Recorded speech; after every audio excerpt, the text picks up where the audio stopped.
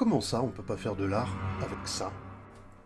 Moi, c'est Buzz, et ça fait plus de 10 ans que je suis illustrateur, dessinateur, artiste, utilisant cet outil. Et cette phrase, c'est pas un objet pour faire de l'art, je l'ai entendu moult et maintes fois. Vous m'avez peut-être déjà vu sur d'autres plateformes, comme sur Instagram, TikTok, ou les deux, et il était temps que je me lance sur YouTube pour partager avec vous tout un univers tournant autour de ce petit objet du quotidien. Mais pas que. J'ai envie de faire sur cette page énormément de choses avec vous. Communiquer autour du stylo.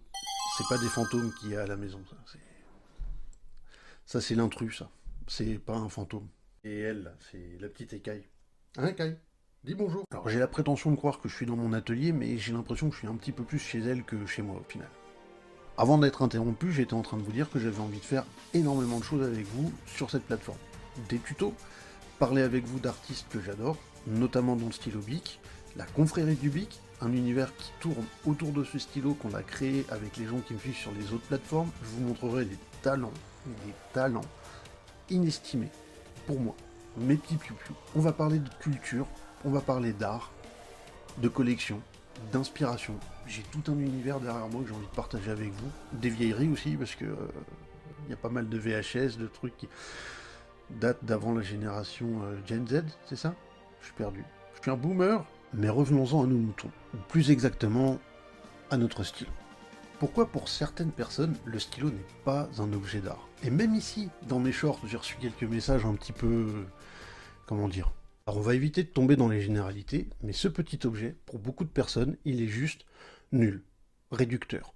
Certains professeurs dans les écoles d'art, donc comme je l'ai dit, on fait pas de généralité, c'est pas le cas de tous, trouvent que c'est pas vraiment académique, que c'est pas un matériau suffisamment noble pour être considéré comme un outil d'art.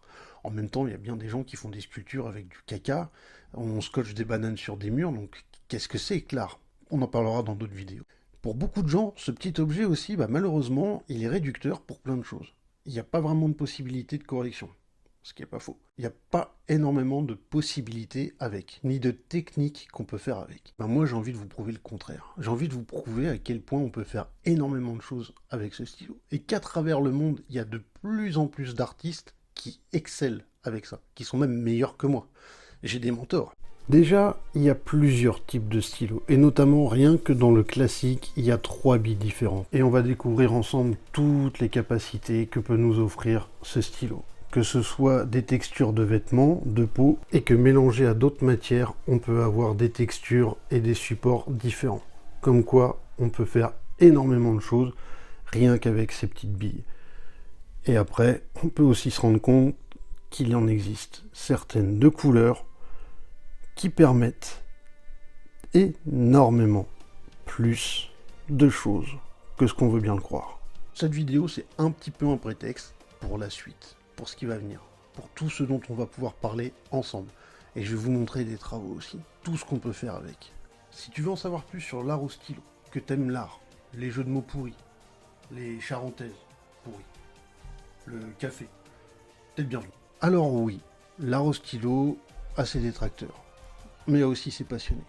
Si jamais tu veux en savoir plus, n'hésite pas à t'abonner, à liker et à me commenter toutes les choses que tu voudrais voir dans les prochaines vidéos. Celle-là, c'est que la première.